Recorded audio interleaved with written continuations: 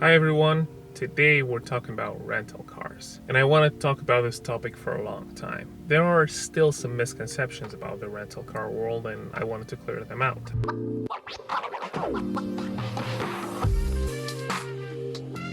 As you already know, most of the cars on this channel are rental cars. I drove to many places along the East Coast and visited many rental facilities. And because I rented so often, I had a higher status on car selection, which explains you why I drove cars that you normally won't be able to drive if you only rent a car once or twice a year.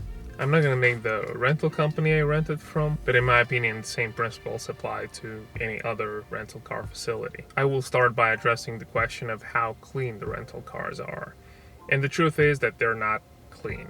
And it's even a stronger concern, especially now with the pandemic situation. I remember last year in the beginning, rental companies would send an additional note saying that they're taking safety seriously and that they're performing additional cleaning of the cars, which in reality wasn't really true.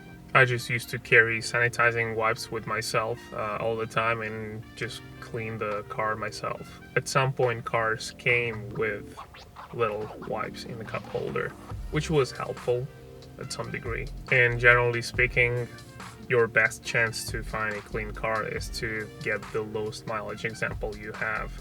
If the car is new, 2,000 miles on it, it's going to be definitely much cleaner than those that are 20,000 miles on them. And this is generally the mileage range where you will notice all sorts of stains, some spills, scratches on the dash, especially with piano black plastic.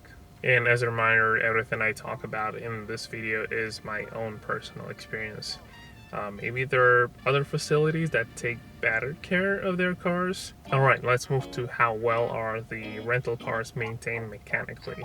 And I often hear people saying that the rental cars are maintained very well and so on. The reality is different though.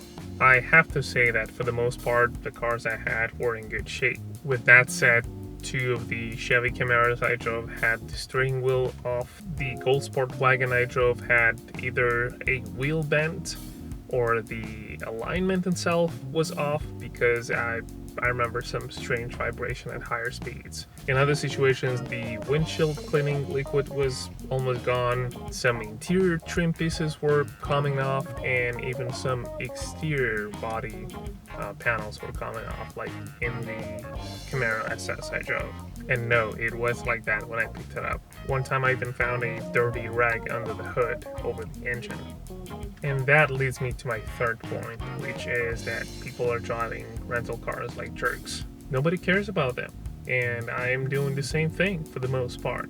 But I treat any car like I would treat my own, which means that I would not push a car hard until the operation temperatures are up to normal. Or I always pour the gas required by manufacturer, even if sometimes that would mean paying a little bit out of my own pocket. And I think that any car should be treated like your own, unless it's a Chevy Malibu. Rental cars are abused and neglected, and that's a good argument for not buying them used even if they're offered for a low price. Now, the last thing I want to talk about is the value of renting cars. In some of my previous videos, I mentioned that if you're in a market for a new car, then renting it for a day or two will be a lot more valuable in understanding if you like it or not compared to going to a dealership, driving it for a few seconds around the block, and then having the salesperson pushing it down the throat. And you may ask, well, how do I know and how do I choose the right car I want to buy at the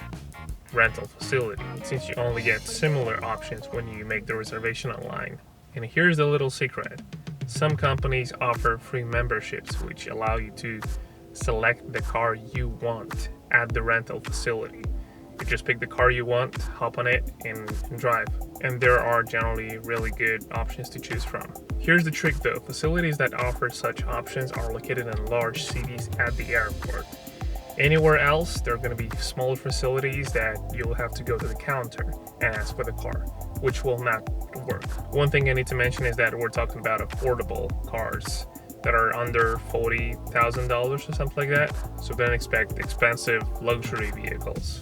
And to make it easier for you, here are the most common brands and cars you will encounter at the rental facility. So you have Toyota, Corollas, Camrys, obviously Highlander, RAV4, I even saw a 4Runner, once Nissan Sentra, Altima, Rogue, and I think there is Rogue Sport I saw a few times. VW, Jetta, Passat, Tiguan, Atlas, Dodge, Charger, Challenger, sometimes even with V8s, so the RT trim, Chrysler 300, Pacifica, Jeep Cherokee, Compass, Wrangler, Gladiator, Chevy Camaro, Malibu, Impala, although Impala is discontinued, so I'm not sure you'll see them now, and some CUVs from Chevy as well. Ford, mainly large vehicles, so you have F-150, Explorer, Expedition, Escape, Edge, Mustangs, Ford Fusions, you can still see them.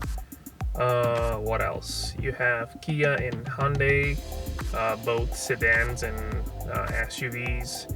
I saw a few times Mazda vehicles as well, so Mazda 3, CX-30, CX-5. As far as luxury brands, there are a few that I see quite often, so that's the BMW 3 Series, 5 Series, X3, Audi A5, Q3, Q5, Infiniti Q50, in the QX SUVs, I think that's how they're called.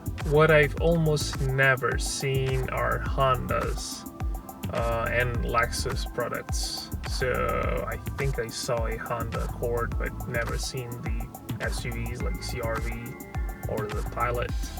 So that's something to keep in mind. Also, I haven't seen Subarus.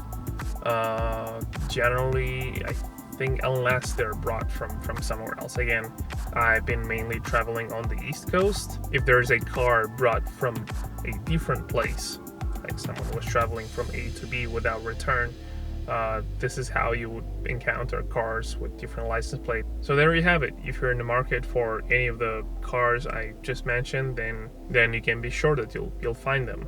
And although you have to pay to rent a car compared to going to a dealership, trust me, you'll get a lot more value out of renting a car compared to going to a dealership. You will learn a lot more about the car, because if you spend at least one day with the car, it'll start to feel like it's yours and it's not someone else's car. And this is when you'll start observing all sorts of details that make sense specifically for you in daily use. Because it's not only about how the car looks, it's also about how the car feels and how it interacts with. And that'll be all for today. Thank you for watching. I hope this video was helpful, and I'll see you next time.